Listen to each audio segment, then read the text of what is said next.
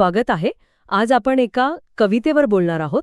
चंद्रकांत सन्ने यांची कविता काळ, विज्ञान आणि बालपण. हो. यातली मूळ कल्पना अशी आहे की आयुष्यातल्या नकोशा आठवणी, ज्यांना कवी काळं म्हणतोय, त्या पुसून टाकता येतील का? बरोबर. पण त्याचवेळी विज्ञान आणि वेदांत यांच्यातला संबंध, त्यावरही भाष्य आहे. तर आज आपण बघूया की या कवितेतून स्मृती, काळ, विज्ञान आणि बालपण हे सगळं कसं उलगडतंय. नक्कीच. सुरुवातच होते एका विचार करायला लावणाऱ्या कल्पनेनं की आपल्या आयुष्यातून ज्या आठवणी नको आहेत त्या कायमच्या काढून टाकता येतील. हो. आणि इथेच एक गंमत आहे, एक विरोधाभास दिसतो. कसा? म्हणजे बघा, एकीकडे काळ म्हणजे या नको असलेल्या दुःखद आठवणी, हो, ज्यांना पुसायचं आहे. पण दुसरीकडे कवी त्याच काळाला काय म्हणतो, तर म्हणे विश्वाचा अफाट विस्तार, एक मोठा विश्वकोशच जणू. अच्छा, म्हणजे काळ फक्त आठवणींपुरता मर्यादित नाही तर अगदी त्याहून खूप मोठा आहे, विशाल आहे. आणि मग कवी प्रश्न विचारतो की एवढ्या मोठ्या सर्वव्यापी काळासमोर एक छोटा माणूस, तिनका शब्द वापरलाय, हो, तो भला त्यातला एखादा तुकडा कसा पुसून टाकणार?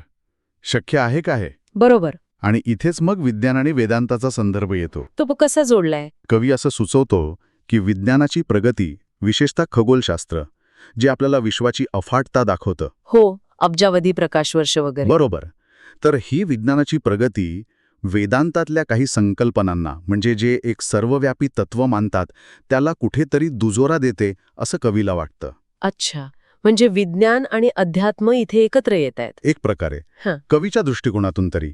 आणि मग प्रश्न उरतो की जर हे विश्व, हा काळ इतका मोठा असेल, तर त्यातली एखादी व्यक्तिगत आठवण पुसणं हे कसं शक्य होईल? हा मुद्दा खरंच विचार करण्यासारखा आहे. म्हणजे काळ जर इतका मोठा आणि अटळ असेल, तर मग भूतकाळ पुसायची इच्छाच व्यर्थ नाही का? बरोबर. पण मग कवितेत असंही म्हटले ना की भूतकाळ हा वर्तमान दिशादर्शक दीपस्तंभ आहे. हो, आहेच. मग त्याला डिलीट करायची विपरीत बुद्धी का सुचते, असं कवी विचारतोय. हाच तर तो संघर्ष आहे ना, मानवी मनात नेहमीच चाललेला. म्हणजे असं की भूतकाळातल्या वेदना टाळायच्या आहेत, ही एक सहज भावना आहे. हो, नक्कीच. पण त्याचवेळी आपल्याला हेही माहीत आहे की भूतकाळाकडूनच आपण शिकतो, तो आपल्याला घडवतो. तर या दोन गोष्टींमधला हा झगडा आहे. कदाचित कवी हेच सांगू पाहतोय की भूतकाळ, अगदी त्यातले कठीण अनुभव जरी असले तरी ते महत्वाचे आहेत, दिशादर्शक आहेत. त्यांना नाकारणं म्हणजे स्वतःलाच नाकारण्यासारखं झालं मग. अगदी स्वतःच्या अनुभवांना वाढीला नाकारण्यासारखं. आणि मग येतो बालपणीच्या आठवणींचा प्रश्न. हो. जर ह्या सगळ्या काळोख्या आठवणी पुसायच्या आहेत, तर मग बालपणीच्या आठवणींचं काय? त्या तर त्याच भूतकाळाचा भाग आहेत. बरोबर. मग त्या पण पुसणार का?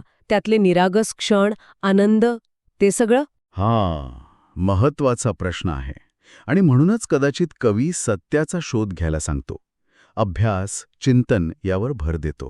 म्हणजे आठवणी पुसण्याऐवजी त्यांना समजून घेणं, त्यांच्यातून काय शिकता येईल ते बघणं, त्यांना स्वीकारणं. अच्छा. वेदनादायक आठवणी पूर्णपणे विसरता येत नाहीत कदाचित, पण त्यांच्याकडे बघण्याचा दृष्टिकोन नक्कीच बदलता येतो. आणि मग शेवटी ती हिंदी ओळ येते. हो, ती तर एकदम मार्मिक आहे. काय म्हणते ती? आज दिल की झेरॉक्स निकलवाई, सिर्फ बचपन वाली तस्वीरेही रंगीन नजर आई. ओहो. म्हणजे जेव्हा मनाच्या आठवणींची झेरॉक्स काढली तर फक्त बालपणीचे फोटोज रंगीत निघाले, बाकी सगळं ब्लॅक अँड व्हाईट. वा, म्हणजे बालपणीच्या आठवणींचं महत्त्व इथे अधोरेखित होतंय. अगदी. त्यांचा तो रंगीतपणा कदाचित त्या काळोख्या मानलेल्या आठवणींच्या अगदी विरुद्ध. कवीला कदाचित असं म्हणायचं असेल की भूतकाळ पुसता येत नसला तरी त्यांना आपण जपू शकतो, त्यांना जास्त महत्त्व देऊ शकतो. तर सगळं ऐकून असं वाटतंय की आठवणी पुसायची इच्छा कितीही तीव्र असली तरी भूतकाळाचं महत्त्व नाकारता येत नाही, अगदी कठीण अनुभवांचं सुद्धा. बरोबर. आणि या सगळ्यात बालपणीच्या आठवणी मात्र वेगळ्याच आहेत, त्या रंगीत आहेत. हो. आणि इथूनच एक शेवटचा विचार मनात येतो. कोणता? कवी जाणीवपूर्वक फरक करतोय ना, काळोख्या आठवणी आणि रंगीत बालपण. हो, करतोय. मग आपण आपल्या आयुष्याकडे, आपल्या भूतकाळाकडे कसं बघतो? आपणही असेच लेबल लावतो का? ही आठवण चांगली, रंगीत, ती वाईट, काळोखी?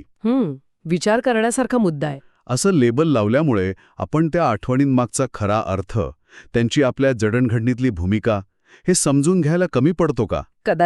कदाचित प्रत्येक आठवणीत, मग ती सुखद असो वा दुःखद, काहीतरी शिकण्यासारखं असतं जे अशा सोप्या वर्गीकरणात हरवून जातं. काय वाटतंय? खरंय, हा विचार नक्कीच करण्यासारखा आहे.